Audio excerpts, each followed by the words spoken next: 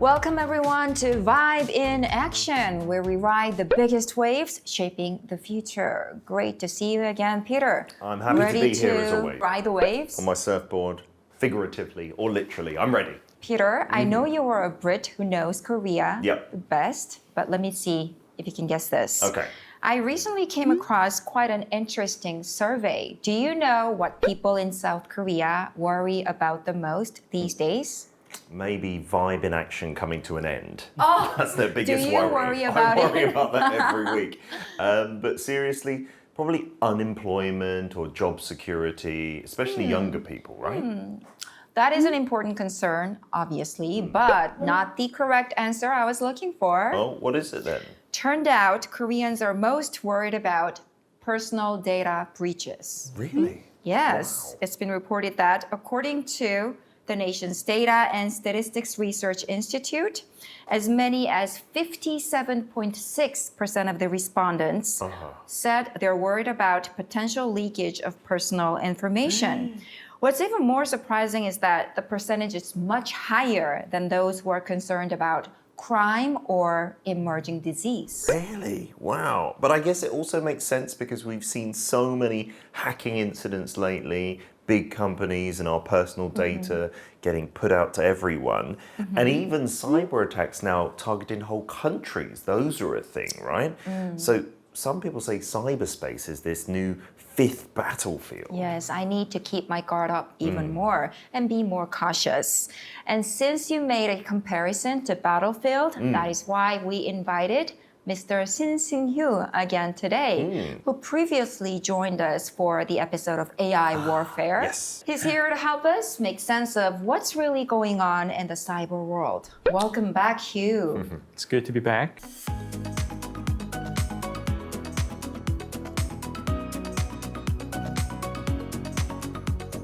Today, we're going to talk about cyber warfare, which connects everything from the smartphones we use every day to the issues of national security. Oh, so maybe I can pick up some tips to defend myself against hackers too, because I don't think I'm immune to that. I'm really looking forward to it. Yeah, I need some lessons too.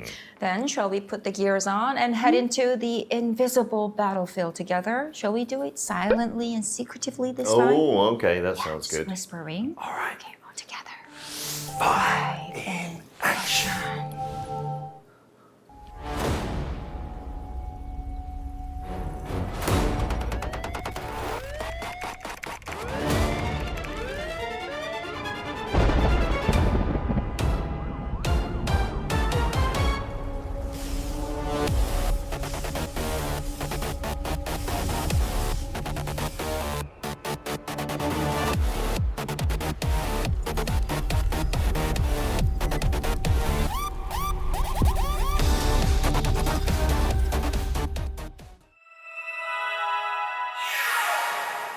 When I was growing up, if someone said they'd been hacked, that would just mean their own PC maybe got infected with a virus. And what's the worst that could happen? You'd have to wipe your hard drive and maybe reinstall Windows, something like that. But nowadays, we're talking about entire cities, maybe even countries being shut down completely. The scale is on a whole other level, Yeah, right? it's not anymore about those hobby hackers in a hoodie. Now it can be targeted on an entire town, company, or even our entire civilization. You know those movies where, an entire city suddenly comes to a grinding halt and lose power? It's terrifying to think something like that could really happen in real life, right? Dr. Shin, how likely is it that this kind of scenario we are imagining going to actually happen? It's not just something from the movie, it is actually happening in the real world. For example, in 2015, the Ukraine's power plants were hit by a cyber attack. Hundreds and millions of people, they just suddenly lost electricity during the middle of winter in a massive blackout, which was really chaotic. Wow. That happened more than 10 years ago Right. already? Yeah, so it's not something that's just started recently, even, right? And it's really chilling to hear that, like literally in the winter without electricity. But luckily, I don't think we've gone through that firsthand on that kind of scale, right? But if you think about it, cyber warfare is now on the news and in the papers all the time. But what exactly does that mean? Does it mean there's got to be some hackers over here attacking some other hackers over there? Does that mean it's cyber warfare? Or does it only count if it causes real world damage like the blackout that you mentioned? Well, that's a really good important question. Yes. Not every hacking attempt is deemed as an act of cyber warfare, because cyber warfare usually involves attacks or other forms of activities committed by states or non-state actors, but those are still sponsored by the government. So hackings between individuals are usually considered as like a cyber crime. But it is also true that drawing a line between cybercrime and cyber warfare is quite daunting and very difficult, because the former can actually develop into something that can actually attack and threat the social infrastructures, which can actually lead to very serious, devastating political and social disruptions. Yeah, sure. So generally speaking, cyber warfare is different from general cyber crime. You're right, And yeah. that cyber warfare is mostly committed by nation states or state-sponsored groups to sabotage critical infrastructure like government systems Right. and military networks.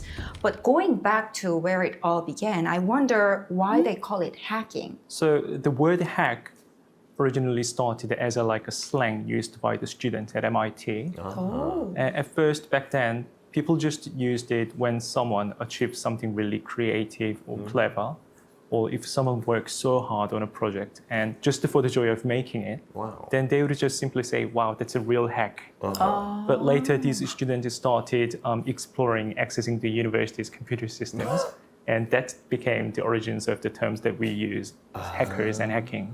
Oh, So starting that off explains. positive, Right. but yeah. going negative.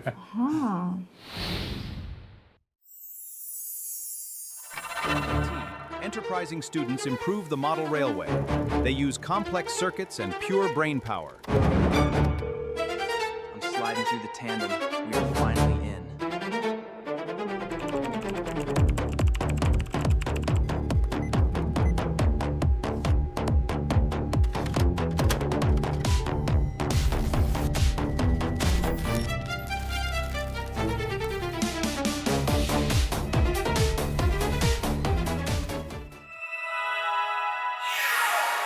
So if you look at the evolution of hackers, in the beginning, the act of hacking was just driven by curiosity or fun, or people might have been just saying, showing off, I bet I can break into that. I'm going to prove it.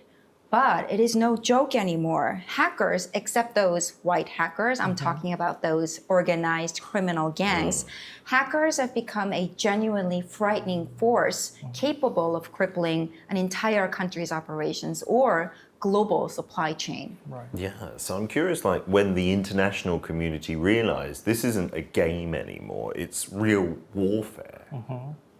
So one of the most famous example was the cyber attack committed against Estonia in 2007. Back then, Russia committed and launched a large-scale DDoS attack against Estonia, and the country's national computer systems were shut down for almost 3 weeks. 3 weeks? Couldn't restore it? They just couldn't do it for the What a traumatic event for Exactly. Estonia. So that event definitely shocked many of the NATO countries. So after that, NATO decided and proclaimed that the international law should also apply to the cyberspace. And they created a document called Tallinn Manual, which was the world's first major guideline for the cyber conflict between states. Tallinn Manual. Right. Wow, the entire country was brought to a standstill for 3 weeks. So that's when we started to recognize cyber warfare as basically a real war, even though there were no bullets involved. But 20 years later, we are still frightened about it because there have been more of those attacks since then. Right. History saw its first malware designed to attack the actual and the physical target, which was called Stuxnet. It was like a cyber weapon jointly developed by United States and Israel. And Stuxnet was secretly inserted into the nuclear facilities in the region of Natanz in Iran, which ultimately damaged 1,000 centrifuges, which was really devastating. Oh my goodness. Wow, so it was a joint cyber weapon, so to speak, Right, yes. causing physical damage. Exactly. Oh, yeah. wow. That does sound like something out of a spy movie, right? And because the US and Israel are still at war with Iran today, I'm assuming that's only becoming more intense and more frightening, the consequences. Yeah, exactly. Iran's internet networks, government communications, energy facilities, and even state media companies have been all targeted by the hackers. And hackers also broke into the public transport and religious applications, which are used on the mobile devices to spread anti-government and warning messages. And on the other side, Iran was also accused of trying to penetrate American medical device companies and water systems, power control systems. And in the media, it was also reported that there were some cases of fake shelter applications and threatening messages spread online in Israel. So it was like a tit for tat. Yeah, an endless tit for tat.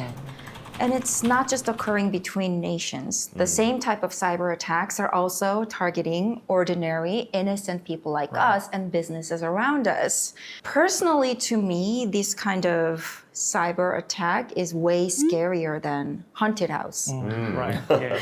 Those cyber threats that go bump in the night, that come from the dark corners of the cyberspace, why are they continuing and even worse, growing? Well, I think the biggest reason is about money, because hackers steal personal information, as you know.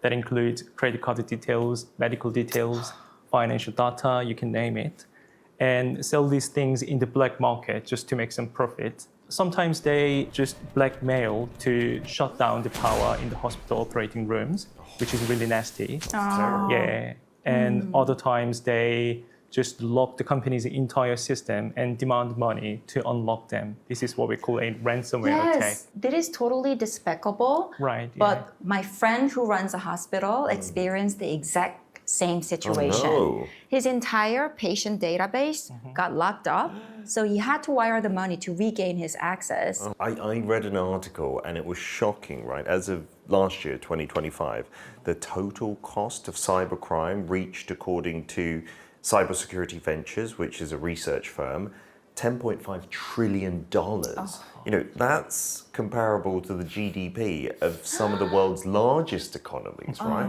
Wow, that's insane. And if you do the math, $10.5 trillion a year, that's about $333,000 every second. Every second. Yeah, that's truly a mind-boggling number. But who is behind these crimes? Whose pocket is all this cash going into? Well, in the cybersecurity industries and in the documents published by the governments of the Western countries, including the United Nations and UK, obviously, 4 countries are known for the cyber attack. They are China, Russia, Iran, and North Korea. And what's interesting is that each country has its own hacking styles and different set of goals and objectives. Oh, some different styles of hacking. Right, How so? Well, China mainly focuses on stealing intellectual properties and information about advanced technology just to get some advantageous position in the competition against United States Technology and other. Yes, right. And Russia is well known for attacking social infrastructure for the political objectives. And Iran, as I just mentioned, the persistent revenge-style attack against the rivals, normally in the wartime. And North Korea, I think it does everything, but especially it focuses on the defense industries and the government-related systems. But the biggest reason is actually making some money out of it. So because they have varying motivation, style, and technique, if you look at the footprints and the behavior carefully, it'll be relatively easy to figure out which country it is originating from. And as you just mentioned, especially when it's done by North Korea, I come across these news reports all the time about how much cryptocurrency was stolen by the hackers. According to an analysis by the cryptocurrency tracking firm TRM Labs, as of this year, 2026, 76% of all the cryptocurrency that has been wiped off by hackers worldwide has ended up nowhere other than in North Korea. Wow.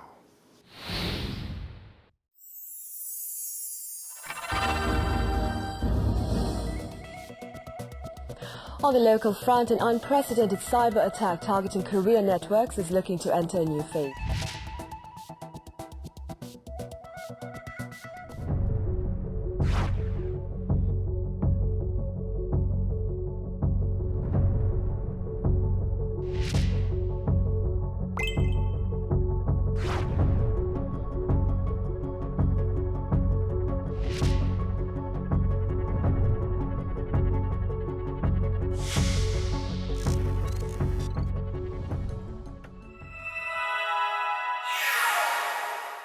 The fact that North Korea's hacking capabilities keep advancing is nerve-wrackingly alarming for us because they use all the crypto gains to eventually bypass international sanctions and, more importantly, to fund their nuclear and missile programs. Right. And we're the closest to them geographically, so in many ways would be their easiest and the most immediate target. Oh no. That's worrying. Yeah, Right. don't make them rich. You're right. Actually, South Korea is one of the hottest front line in the global cyber warfare because we are confronting the North Korea. We've talked about AI before. With the technology of artificial intelligence advancing so much, surely hackers are using it or leveraging it a little bit, right? Yeah, you're right. These days, hackers really enjoy using AI because AI actually automates the cyber attacks. They don't sleep, they don't rest. They can actually commit the attacks like 24/7, right? Wow. And hackers often use like deepfake functions to hide who they are or just to pretend to someone else. So it's really hard to catch the actual penetrator or attacker in the real world. Wow. That's worrying. Horrible.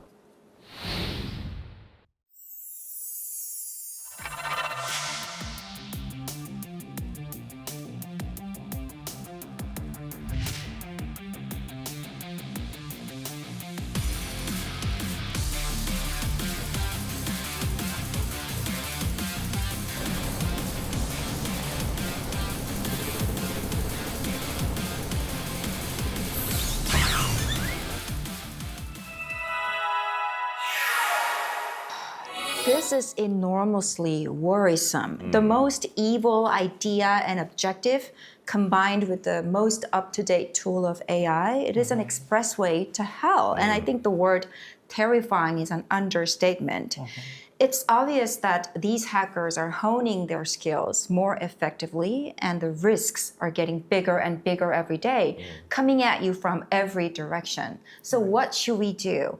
How is the international community preparing for this? Countries are now working together and they cooperate really closely in order to deal with the common threats like cyber warfare and hackings.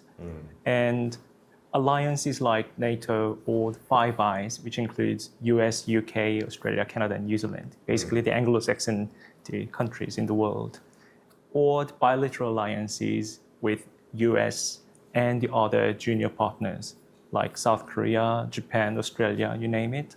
So these alliances actually create cybersecurity and cyber warfare as the most prioritized the policy agenda. And they actually train cyber experts together and they share the resources, share the information about the threats, best practices, and also they co-develop some cybersecurity defense tools and guidelines together, so which is really important, I think. Yeah, you can't do this on your own, Exactly, right? yes. And you mentioned earlier that South Korea is on the front lines of cyber warfare thanks to our neighbours up north. So are we doing a good job defending ourselves? Well, I think we are doing just fine, I think, at the moment. South Korea is one of the actually strongest countries in terms of cyber defense. The government is working very closely with private companies and the international partners to find ways to proactively deal with and proactively prevent those kind of threats at the moment. So cybersecurity is getting more important every year, I think. Yeah, I hope we can continue that in the Right. future. But we've learnt so much so far. I think it's time for me and you to step up Yeah. our avatar To versions. stay vigilant and alert. Yes, let's take a look at our 1-minute summary.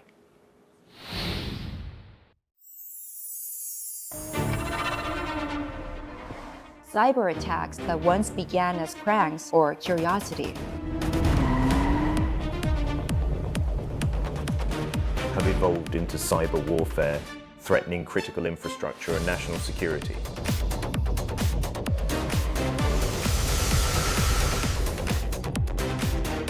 with AI and deepfakes making attacks even more sophisticated.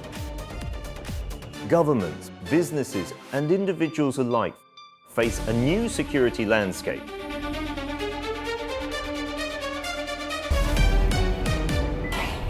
South Korea is strengthening its cyber defense capabilities by working closely with private companies and international partners. To detect and prevent threats before they strike.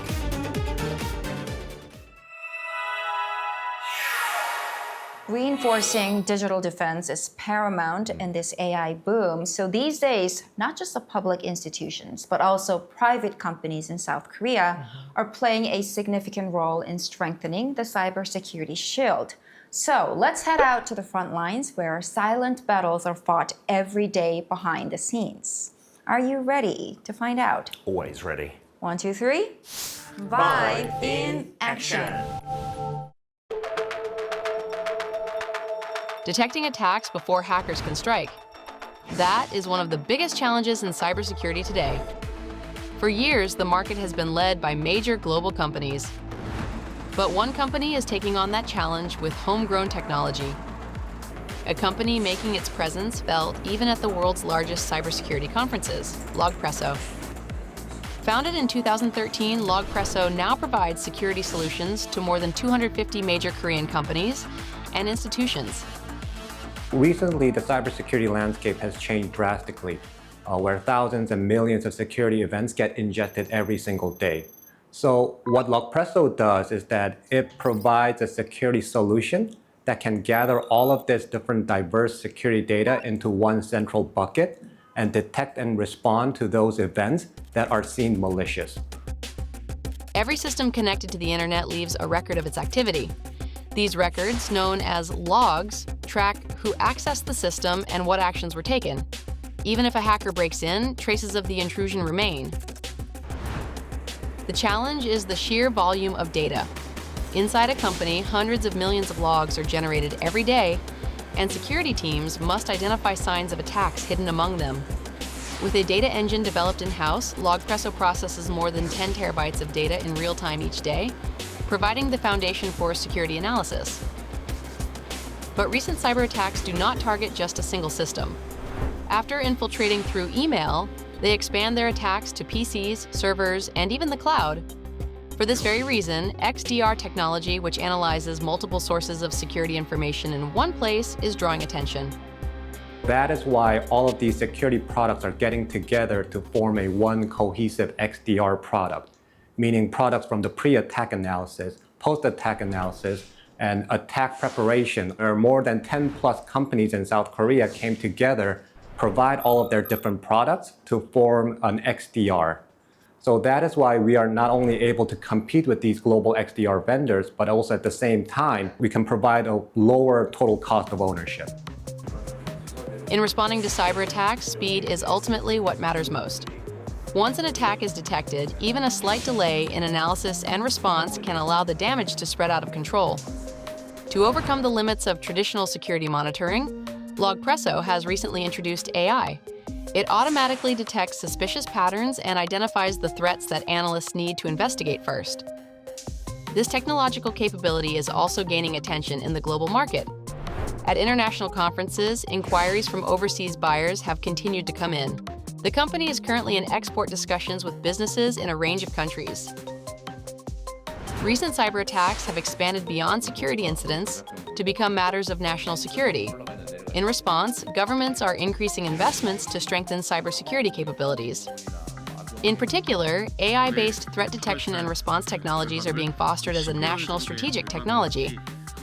The future that Logpresso is envisioning right now is to implement an efficient AI-powered cyber defense so that those specific or critical cyber attack can slip through the grasp and cause $1 million of damage. Meaning that we can implement an agentic AI-powered defense system that is able to do all the manual and repetitive work so that the human analyst can only pay attention to alert that really seems critical. Anticipating threats one step ahead of attackers and stopping them on its own. South Korea's effort to protect the invisible front line of cyberspace is continuing here and now.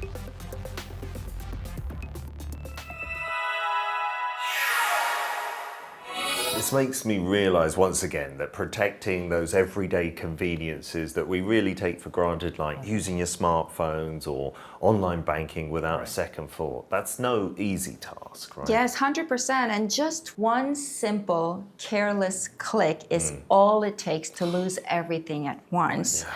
We talked about K-Shield and how it is protecting our cyberspace at the strongest level possible through joint efforts involving not just government agencies, but also telecom providers and private cybersecurity firms. But the rogue hackers out there are upgrading their tactics so quickly, so we can never afford to let our guard down.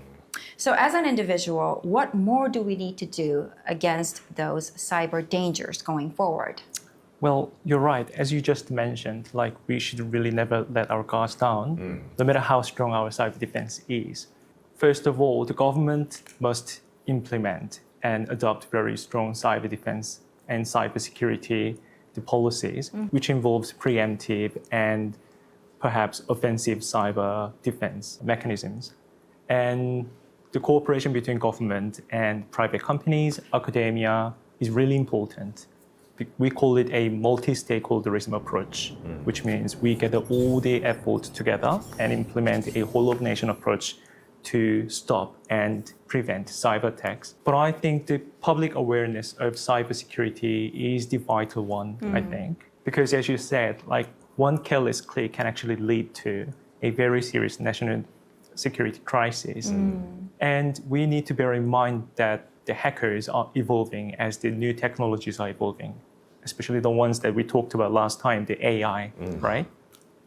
So if I give you an advice, then I think we can start by changing the password for your email account, Instagrams and Facebooks and other social media accounts. That'll be the first step, I guess. It's To be easy honest, and I'm simple. really lazy. Yeah, I never change it either. I know. Your password is Peter83, right? How did you know? Well, then as soon as I get home, I'm changing my passwords because you must be hacking my account, and maybe take a look at the Wi-Fi passwords and things like that, which you never usually change. But Yeah. let's all try together. Yeah, and using a secure internet connection is a must. And you know what they say, the best way to build strong habits is to start small. So I'm gonna start practicing all those basic cyber safety habits by paying attention to the smallest things and with a healthy dose of skepticism. Yes. Thanks for the talk, Dr. Shin. It was really my pleasure. That's all we have got for today. We'll be back next time with even more exciting vibes. Until then, One last time. from the top of your lung, Okie dokie.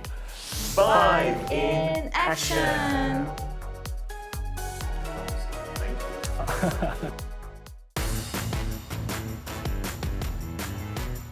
Bus, taxi, or even the micro-mobility with e-scooters are all connected together as a one system. e-scooters. That's what is about smart mobility is about. And now we are talking about autonomous car and even for urban air mobility. Oh, wow. As AI continues to develop more and more rapidly, it does seem like smart mobility is benefiting and growing even faster. AI can understand our environment. AI can sense the, when they're driving the things, what are the dangerous things that can be happen and what are the risks can be happen as well. And the economy would surely benefit. They can sell popcorns in the sky. They're creating the new value chain.